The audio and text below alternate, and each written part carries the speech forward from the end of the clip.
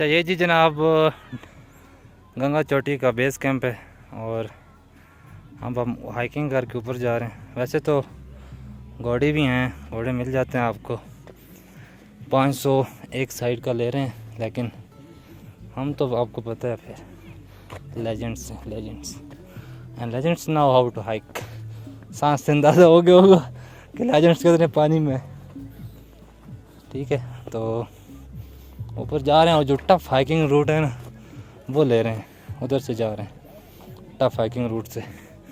یہ ہائکنگ ہے بھائی, اگر تو آپ نے کیمپنگ کرنی ہے نا وہاں نیچے وہاں پہ تو پھر ہائکنگ کی کوئی ضرورت نہیں, لیکن جب آپ کے پاس کیمپس اپنے ہوں تب وہاں یہاں پہ کرنی چاہیے. ٹھیک ہے, اگر نہ ہو تو پھر یہاں پہ وکاس بھائی ہیں جن کے کیمپس اوپر لگے ہوئے ہیں ٹاپ پہ, وہاں رینٹ پہ دیتے ہیں.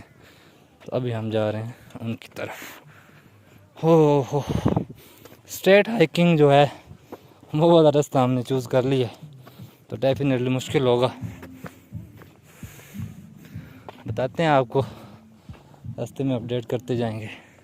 بھائی جان وہ بیس کیمپ چھوڑ آئے ہیں, یہ ہے سمی واٹ اباؤٹ.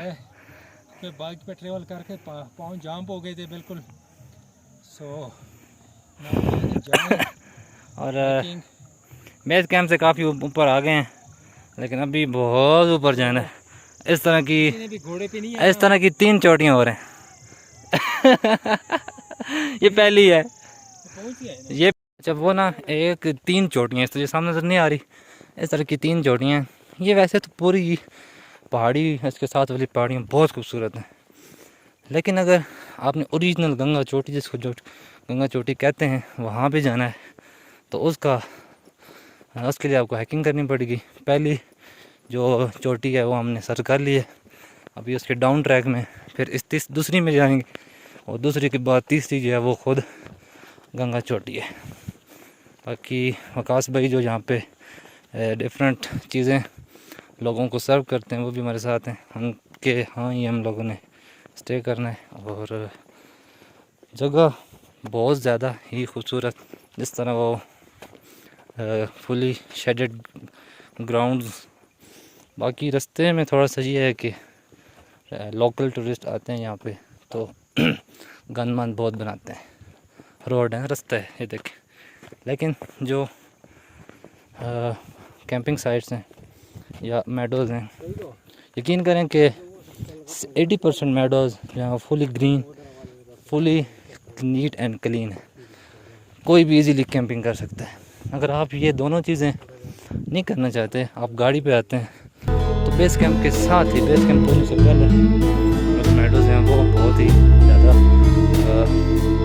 پلین اور اسٹننگ ہے.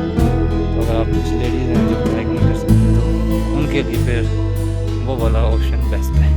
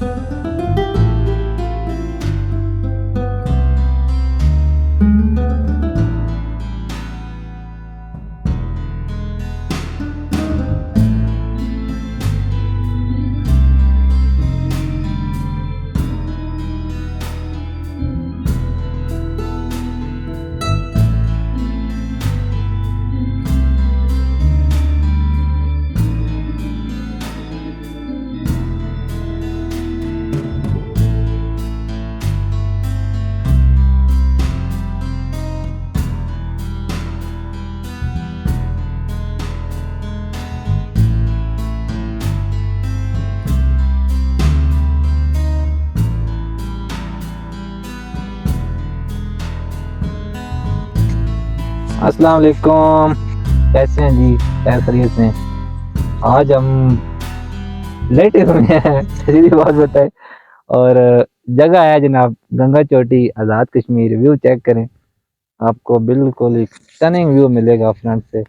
اور اس کی جو مین وجہ یہ ہے کہ ہم ابھی پہنچ گئے ہیں گنگا چوٹی پہ, اور ٹھنڈ بڑی ہے, اور مزہ بہت آنے والا ہے کیونکہ اوپر جو کیمپ ہم نے پرچیز کیا ہے جو رینٹ پہ لیا ہے وہ بہت زیادہ آؤٹ اسٹینڈنگ ہے. گدا لگا ہوا ہے, رضائی پڑی ہے. اور پلان کینسلر کو تو ضرور مینشن کرنا ہے جس نے پلان کینسل کیا ہے. یہ جو سامنے ویو ہے نا یہ ان پلان کینسلروں کے لیے سامنے یہ بادل دیکھیں کدھر سے کہاں کے آ رہے ہیں. اور ابھی ہم گنگا چوٹی پہ ہیں تو بادلوں نے چاروں طرف سے ہمیں گھیرا ہوا ہے اور اب سردی کافی زیادہ سردی ہے.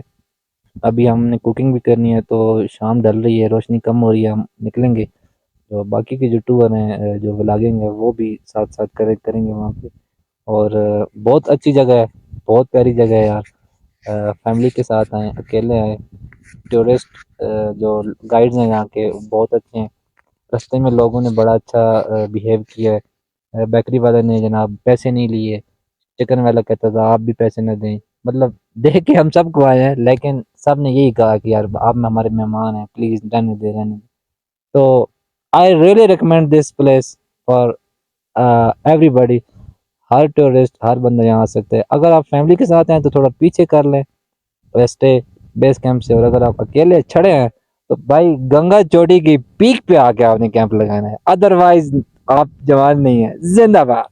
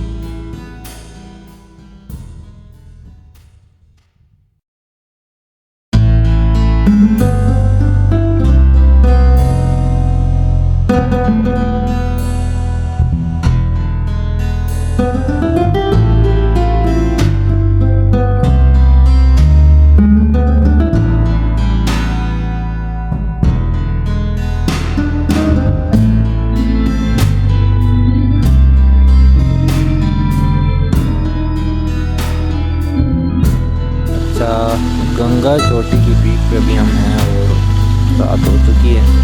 کوکنگ کر رہے ہیں جرسی کڑھائی وہ بنانی ہے, اس کے لیے ہم گوشت کو بھی پہلے فرائی کریں گے اور ساتھ ساتھ میں چمچہ بھی ہلانا ہے. گوشت فرائی اچھا مزے کی بات, باہر اتنی ٹھنڈ ہے کہ میں نے کڑھائی کو پکڑا ہوا ہے اور مجھے کوئی فیل نہیں ہو رہا کہ کڑھائی اتنی گرم ہے. ٹھیک ہے, اور یقین کریں یہ سمی آ گیا, سمی پکڑیں. اور یہ بن رہی ہیں چرسی کڑھائی. چرسی کڑھائی میں پہلے بتا رہا تھا کہ چرسی کڑھائی بننے جا رہی ہے, لیکن میں نے دیکھنی تھی انڈیا کی. چاہیے وہ سمی بھائی باہر گئے تھے ٹینٹ سے کیونکہ انہوں نے کوئی انڈیا کی لائٹس دیکھنی ہے. تمہارے سامنے انڈیا کی لائٹ سے میں دکھاتا ہوں. انڈیا کی لائٹس تو دیکھ لیے بھائی, دیکھ لیا. ہاں یہ جذبہ ہے, دیکھ کے ہم نے دیکھ لیا بھائی. انڈیا کی لائٹس دیکھ لیے, چندریان 2, 3, 4 وہ نہیں دیکھا ہم نے. ابھی کتنا ٹائم اس میں کنزیوم ہوگا, کوئی یقین مکنیاں تو مجھے نکال. چرسی کڑھائی میں تقریباً 20-25 منٹ اور لگیں گے. اچھا, یہ پہلے ہم گوشت تلیں گے گھی میں, اور پھر گوشت کو نکال کے اور اس کے بعد پیاز بنیں گے, ٹماٹر اس میں ڈالیں گے, اس کو صحیح طرح حل کر کے ٹماٹر کو, اس کے بعد گوشت پھر دوبارہ ڈالیں گے. تو آپ جو ہے نا پھر ذائقہ باقی سارے ذائقے بھول جاؤ گے. کیا بات ہے, کیا بات ہے.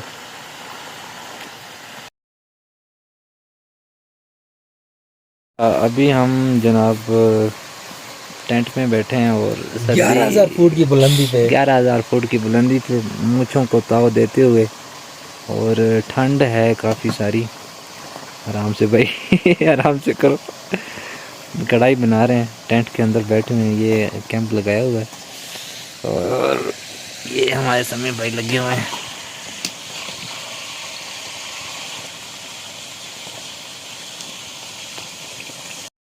السلام علیکم, کیسے ہیں؟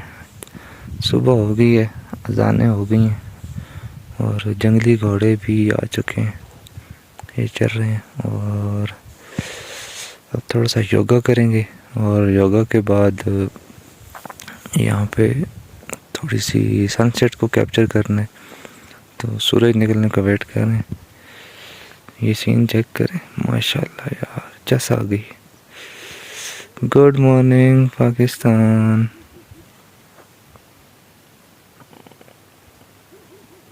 السلام علیکم، کیسے ہیں جی؟ خیر خیریت سے ہیں؟ اچھا، گنگا چوٹی پہ صبح ہو گئی ہے اور ہم نے تھوڑا سا ریلیکس ہوئے ہیں، یوگا کیا ہے، اور بالکل پرسکون جگہ ہے، کوئی بندہ نہیں ہے، بس ہم ہیں اور یہ خوبصورت میڈوز ہیں. اور جو ٹورسٹ ہیں وہ بھی 9-10 کے بعد آتے ہیں، ابھی تک کوئی نہیں آیا. صبح اٹھے ہیں 5 بجے اٹھے ہیں، اور ابھی کوئی آئی تھنک 5:30 اور 6 کے قریب کا ٹائم ہے، اور سورج بھی تقریباً نکلنے کو ہے، چیک کر لیں. اور تھوڑی سی ایکسرسائزنگ کی ہے.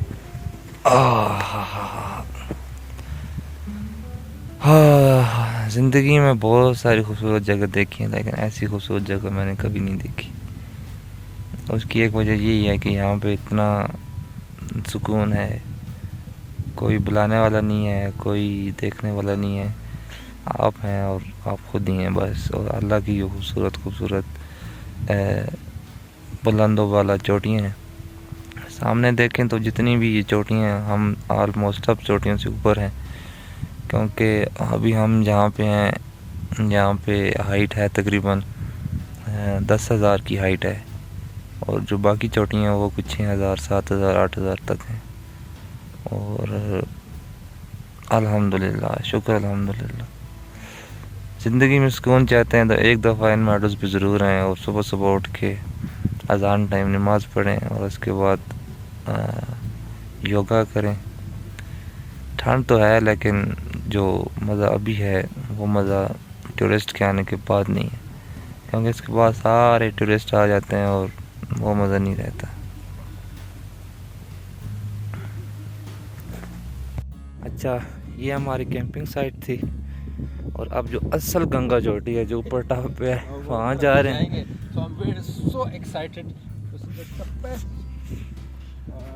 واپسی پہ آ کے ناشتہ بنائیں گے، اور فی الحال گنگا چوٹی کی طرف.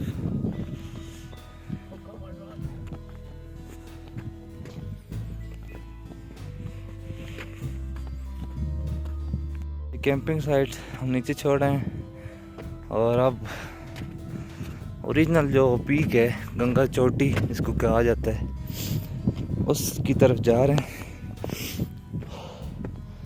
اصل نظارے تو نیچے ہیں، لیکن چلے اوپر پتھر ہیں اور ہائٹ ہے، سورج بھی نکل رہا ہے. ہوئے ہوئے سانس چڑھ گیا. صبح خالی پیڑ. تو اوپر چلتے ہیں، اوپر جا کے آپ کو نظارہ چیک کروں گا. یہ ہے جی گنگا چوٹی کا ٹاپ، 10,000 فٹ بلند سی لیول سے، اور امیزنگ یار. یہاں سے سورج نکل رہا ہے، اور جو سامنے جو میڈوز نظر آ رہے ہیں نا، اوئے ہوئے ہوئے. ہمیں تو گنگا چوٹی بھول گئی ہے کہ یار ادھر چلتے ہیں. ہمیں اگر یہ پہلے پتہ ہوتا تو ہم گنگا چوٹی تو آتے ہی نہیں. وہ سامنے چیک کریں، اوئے ہوئے ہوئے ہوئے، کیا کمال کے میڈوز ہیں یار، انبلیویبل یار. کوئی بندہ نہیں ہے، کوئی ایک چھوٹی چیز بھی نہیں ہے، بالکل سنسان پڑے ہیں. اور یہاں تو پھر بھی گنگا چوٹی پہ ٹورسٹ آتے ہیں، وہاں کوئی بھی نہیں جاتا، بالکل نیٹ اینڈ کلین پڑے ہیں. اوئے ہوئے ہوئے ہوئے. سمیع صاحب تصویریں لے رہے ہیں، اور گنگا چوٹی پہ پہنچ چکے ہیں. یہ جی گنگا چوٹی کا ہائیسٹ پوائنٹ ہے، ٹاور لگا ہوا ہے. ہاتھ میرے اب جو ہے نا وہ سن ہو رہے ہیں، کیونکہ 10,000 فیٹ پہ کھڑے ہیں اور ٹھنڈ بہت ہے. صبح سورج نکل رہا ہے جسٹ. سبحان اللہ.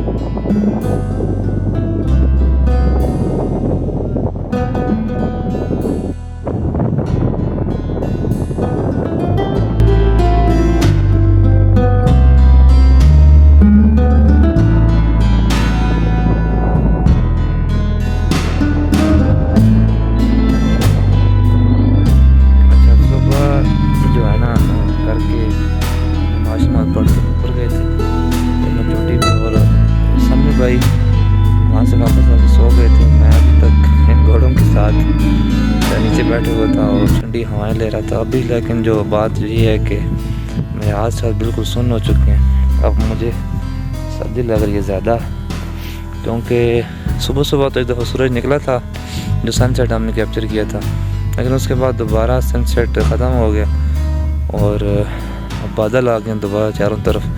یہ پیچھے دیکھ رہے ہیں آپ. تو میں اب دوبارہ اندر جا رہا ہوں کیمپ میں، کیونکہ مجھے اب بہت زیادہ سردی لگ رہی ہے اور ناشتہ بھی نہیں کیا، خالی پیٹ ہے. صبح جب ناشتہ بھی کریں گے، ناشتے کے بعد دوبارہ پھر باہر آئیں گے. بہت زیادہ ہاتھ بالکل کانپ رہے ہیں، ٹھنڈے ہو گئے ہیں. تو بہتر یہی ہے کہ بیمار نہ ہو جائیں، آگے سفر بھی کرنا ہے اور بھی معاملات ہیں. تو دوبارہ جاتے ہیں اندر کیمپ کے اندر.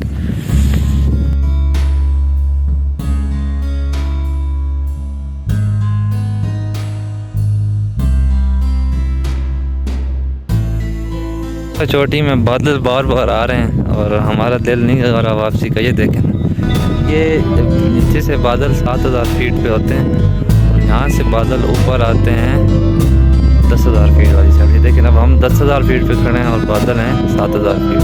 اور یہ دیکھیں، یہ سارے بادل اب آگے موو کر رہے ہیں. جانے کا دل تو نہیں کر رہا، لیکن کیا کریں، جانا تو ہے.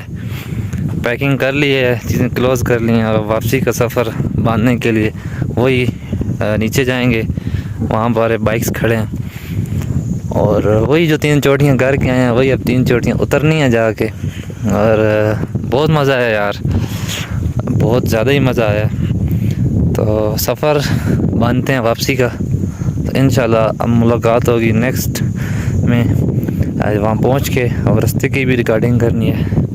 تو بائک موبائل کی بیٹری تھوڑی سی اس طرح کی ہے، تو فی الحال سٹاپ کرتے ہیں ریکارڈنگ.